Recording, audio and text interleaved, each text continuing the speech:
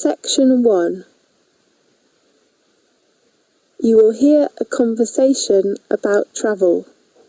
First, you have some time to look at questions 1 to 4.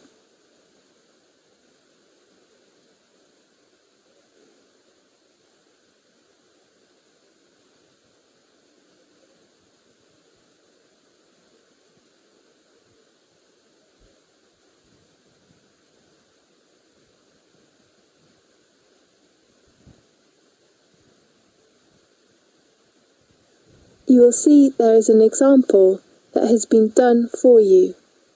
On this occasion only, the conversation relating to this will be played first. Good afternoon, the Australia Travel Agency. How can I help you? Good afternoon. I'd like to know some information about trips to different resorts. Okay, can you tell me your details first? Of course. What's your occupation? I'm a first-year student. Are you an Australian? No, I'm from New York. So you are American? Yes. The nationality of the student is American, so American has been written in the space. Now we shall begin. You should answer the questions as you listen, because you will not hear the recording a second time. Listen carefully and answer questions 1 to 4. Good afternoon, the Australia Travel Agency. How can I help you? Good afternoon. I'd like to know some information about trips to different resorts. Okay, can you tell me some of your details first? Of course. What's your occupation? I'm a first-year student. Are you an Australian? No, I'm from New York. So you are American? Yes. What's your full name? My name is Ariel Lee. Tell me your contact number, please. It is 462-83095. And my address? No, we just need your contact number. Okay. Can you introduce me some attractions? Obviously it varies, but always places of famous main resorts, such as Sydney, Melbourne, or some places like that. Just tour resorts? I mean, does that include other activities? Yes. Besides main resorts, we will arrange for you to enjoy some local refreshments and some special activities. So, how much does it cost? Usually it varies between $20 and $35 per head, depending on the place. And what is the departure date and time? It depends on various tours, but try to keep the departure time fixed. When? 7 o'clock in the morning. And how about the transport? We have a minibus or coach, depending on the number of tourists. May I need a reservation? Yes, you know summer holidays are coming, so I suggest that tourists reserve a seat in advance. Is there a discount for that? I'm sorry, we do not have any discounts during peak season.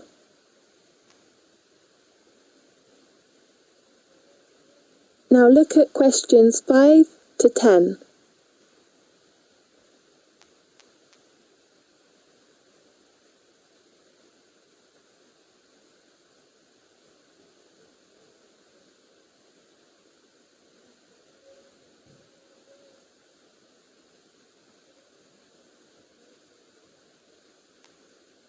Now listen carefully and answer questions 5 to 10. Could you tell me some details of the trips? Yes, the first place is Sydney. That's on the 12th of January. We'll have 25 people in a minibus. Fine. Going to which attraction? We will visit one of the most famous theatres in the world. The Sydney Opera House. Right. You can appreciate and watch an opera there. Really? What's the name of the opera? I'm not sure. Let me check the house's arrangements. And then you can visit the National Museum to know about the history and customs of Australia. Great. In the evening, you can enjoy some local snacks if you like. Fine. We're going to the Blue Mountains on the 25th of January. Blue Mountains? Is it a blue mountain? The mountain got its name for blue fog. It is usually covered by a blue fog. That's so interesting. Yes, it is a popular place for young men because they are so cool, and you can enjoy lots of sports there, such as rock climbing, bushwalking, and bird watching. How many people will go there together? You will take a coach that has about 30 seats. Fine. And the next place is Melbourne on the 10th of February, with about 20 people in a minibus. What's the resort? You could appreciate the famous Melbourne Church, and maybe you might have a chance to attend a local exhibition, if they hold it as usual. Fine. Do you have some tours to the beach? Yes. One of the most famous coral reefs in the world is the Great Barrier Reef, and we have arranged that on the 23rd of February.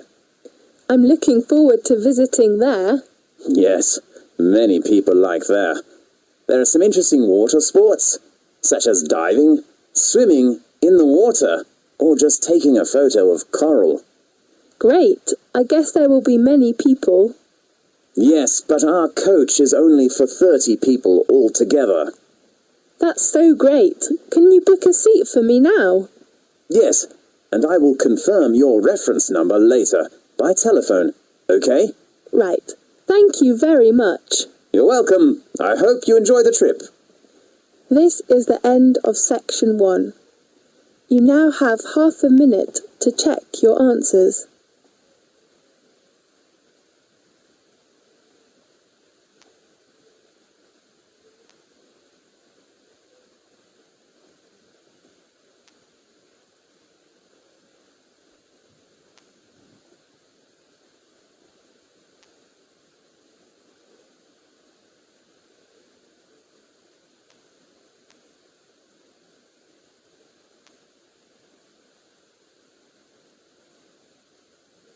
Now turn to section 2.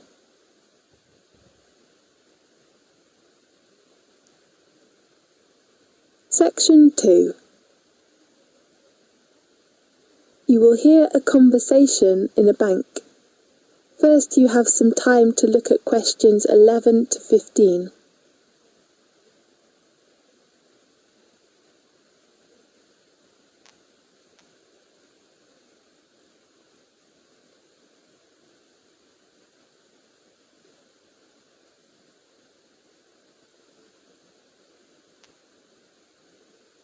Now listen carefully and answer questions 11 to 15. Good morning. I'd like to open a bank account, please. Good morning. What kind of account do you want to open? I'm not sure. Perhaps you can give me some suggestions. I only want to deposit money in the bank and pay all kinds of bills easily. Fine. I've got the application form here. First of all, can I have your full name, please? Richard Lee. Fine, Richard. What's your occupation? I'm studying a doctor's degree now, although I was a dentist before coming here. Well, so you're a student. What kind of account can you suggest for me? How about a deposit account? What's the difference between that and a current account? There are many differences, such as the interest rate, overdraft and service, and so on. Fine, I will take your recommendation. OK, let's talk about the main two account cards of the deposit account. Fine. One card is called the Solo card, and the other one is named MasterCard. Which one is better for me? Let me introduce you to some differences of the two cards. Okay. The first one is annual interest rate. Which one is higher? Of course, it is the MasterCard. At present, its rate is 5.5%, but the solo card is only 2.5%. Now look at questions 16 to 20.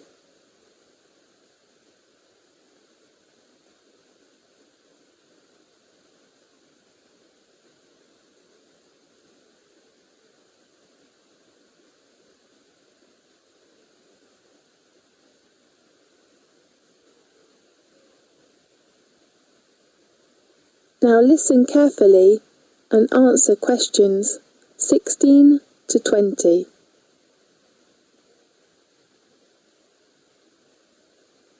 How about the other differences? The service supplied with the two cards. Could you speak specifically?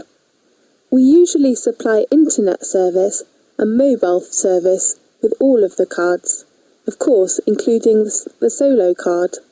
Yes, I'd like to ask for the service of mobile and does Solo Card have an overdraft? I'm sorry, but MasterCard has such a service. Fine. If you want to take more money out of the bank than you have in it, be very careful. You should not do this without the bank's permission, and you will have to pay some charge. Do you mean interest? No, I mean the overdraft charge. How much is that charge? According to the bank's rules, the minimum fee is about 2%. Fine. The last item of the two cards is the requirement. There is no limitation of the solo card, but if you want to get MasterCard, you should deposit a minimum sum of £1,500 in the first time. Oh, what's the requirement of money? What do you mean? I mean I cannot deposit cash when I open a bank account. Don't worry, we accept cash and cheque or even money order. Great. So which card did you decide to open? I'd like to open the MasterCard. A good choice. How often would you like to receive your statement? Monthly, please. OK, the last one you should know is the opening time. Banks usually open from 9 a.m. until 4:30 p.m. from Monday to Friday, but most branches open until 3:30 p.m. on Saturdays. OK, I see. Thank you very much. You're welcome. This is the end of section 2. You now have half a minute to check your answers.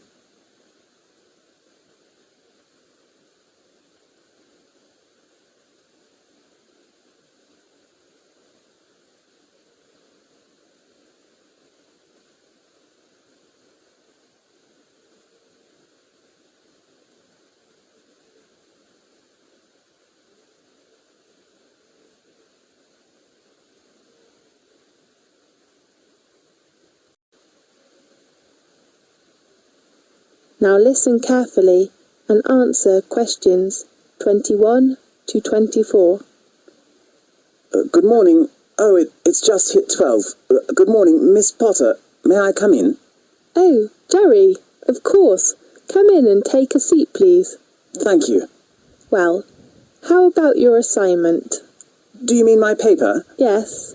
I still think about the draft, but I hope you can give me some help and suggestions. Of course. How long will it take you to finish your draft? I'm not sure. Maybe 3 days? My advice is that you should spend a lot of time on your draft. As you know, a good beginning is very important for a paper. A good draft can help you outline your paper and even benefit your argument. OK, I will try my best to write up my work. Miss Potter, how many parts are in the paper? Generally speaking, there are 4 parts and references. So there are 5 parts? Right. Contents, introduction, main body... And conclusion? Yes, and a bibliography. So how about the word limitation of my paper? According to the requirements, you have to write at least 3,000 words, and not over 5,000. Okay, 3 to 5,000. Right. How about your research? I haven't begun to do the research. Why? Because I'm not sure about the research method. I cannot decide to use which one now. I remember I suggested you to use the method of interview. Yes, but I think maybe questionnaire is better for my work. Really? Tell me your reason. I have to spend some time of the day on a part-time job, so I think maybe a questionnaire is a good way to collect the data that I need. Fine. Oh, do you search resources or data from the internet? Yes, I think it's a good way to collect data, and as you know, it can help save lots of time. Jerry, in fact, many students do most of their research on the internet. You might think that it is an easier way to get resources, but most data are from highly unreliable resources, so be critical. Okay, I will pay attention to that. Now look at questions 25 to 30.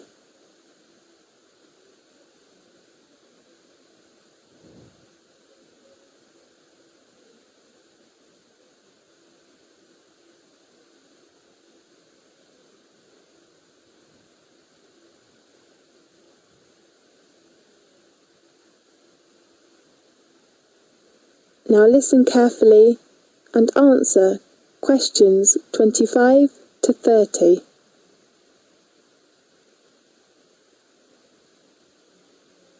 Then, there are some things you should consider when you write the paper. Okay.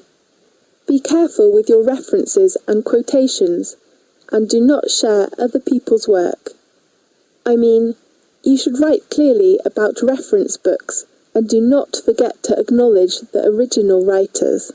Otherwise, you will be failed for plagiarism. Okay, I've got it. The other point is... Deadline? No, deadline is the date of handing in your work. You'd better hand it in on time. But if you have a reasonable excuse, you can ask for an extension. Fine. Sorry to interrupt you. That's okay. The other point you should pay attention to is your research data. Okay, I will write them clearly. Oh, Miss Potter, could you recommend to me some good reference books about the topic of my paper? Fine. Let's check the reference book list. The first one is Drake Wister's book. Right, what's the title? Global Economy. Is it the one published by the Cambridge University Press? Right. And I think Victoria Smith's book is a good choice. What's that title? The Strategy of Marketing. And which publisher? London Press. Fine, and how about others? The book called The Economics Tendency is a good one for your paper. Really? And the writer and the publisher? The writer is Hilary Justice, and the publisher is Oxford University Press. Can I borrow it from the library? Of course. Great. And the last one that is helpful to your work is the book of William Hanna. How do you spell the surname? Hanna. Okay, and the title of this book? Business Management, published by Cambridge University Press. Okay. But you cannot borrow the book from the library. Why? Because it belongs to the closed reserve. You have to read it in the library. Okay, thank you very much. You're welcome. This is the end of section 3. You now have half a minute to check your answers.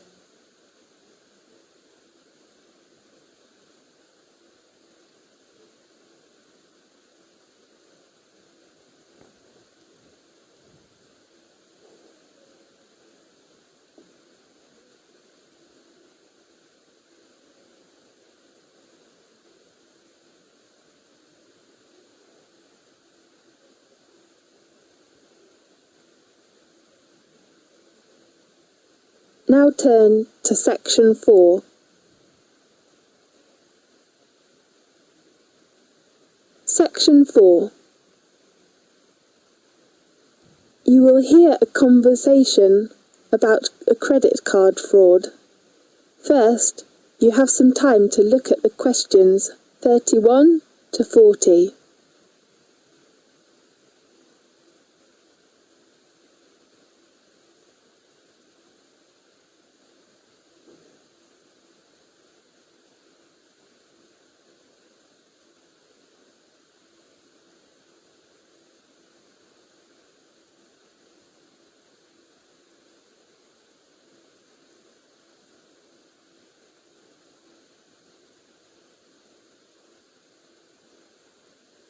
Now listen carefully and answer questions 31 to 40. Hello, in today's programme we have invited Ken Farrow, Head of Financial Crime at Lloyds TSB, to introduce some information about credit card fraud. Welcome, Farrow. Thanks, Catherine. Has a chip and PIN given new chances for thieves to steal the details of our credit cards? Maybe. In the past, there has been typically 50,000 or 60,000 ATMs in the UK where people's PIN could be collected, and now there's hundreds of thousands of points of sales terminals. It's a fraud where criminals capture details and then make a magnetic stripe card copy. How easy is it to do this? One way is to modify a terminal, so that's what's happening often in the past with cash machines. The same can be done for chip and PIN terminals. The other way is to replace it with an entire counterfeit. There have been incidences in America and in Europe with entire fake ATMs being set up. The last way is to set up a concealed camera and have somebody using sleight of hand to swipe your card through another machine so that you don't even need to modify the main machine. If someone decided to set up a little device to modify one of these handheld PIN pads, how easy would that be to do? Usually it wouldn't be technically too hard. You just need about £100 to prepare for some equipment and raw parts. But it would take some engineering time and effort. The terminals themselves have a function of tamper resistance. If you try to open the casing, the machines will shut down and make them inoperative. But there's only so much they can do against a persistent attacker, compared with an ATM. Well, once a card is copied and the PIN is obtained, crooks can make a fake card and use the PIN to withdraw money. Do all cash machines accept these cards in the UK? Cash machines in the UK may not accept these cards, but many machines abroad will. Why? It depends on our radar. We can obviously know what they are doing while criminals can't break the chip at the moment. So what they're doing is to use the old method to skim the magnetic strips on the cards. However, they've realized that they cannot succeed in the UK, so they go on to the continent and to other countries in the Far East and use them where ATMs are not secured for chip use. Right. So they can take the old-style card and use it abroad and get the cash out more easily. That's right. There is a magnetic strip attached to the card for customers who are travelling. So what are you doing about this increase of use in foreign cash machines of cards that have been stolen here? What we're doing is to gradually extend our security blanket. That means we will monitor the card usage, whether it's in the UK or abroad. If we feel there's something wrong, we will contact and confirm with the customer. We're up against organised crime, and organised crime is trying to get one step ahead of us, and we're trying to keep one step ahead of them. Yes. How does security work in UK machines? Because sometimes fake cards will work there as well, won't they? When a bank is looking at its arrangements, it has to balance up convenience to customers with security. Yes. So what are you doing to make things more secure? I think the chip and the PIN situation has really improved. And if you look at the figures, in fact, hard fraud has dropped by 24% over the last period. I think you can say this program has done well. Yes, I can see the figures, but there has been a huge amount of coverage in the press this week. Some banks have stopped using PINs. Doesn't that decrease the public's trust in this new system? And some people even think the new system is designed for new fraud. I don't think so. I'm not going to comment on particular cases. What I would say is that usually the evidence of crime has always been with the old technology, not with the new. So new technology seems to be working well. That's right. Okay, thanks for your professional introduction. See you next time. See you. This is the end of section 4. You now have half a minute to check your answers.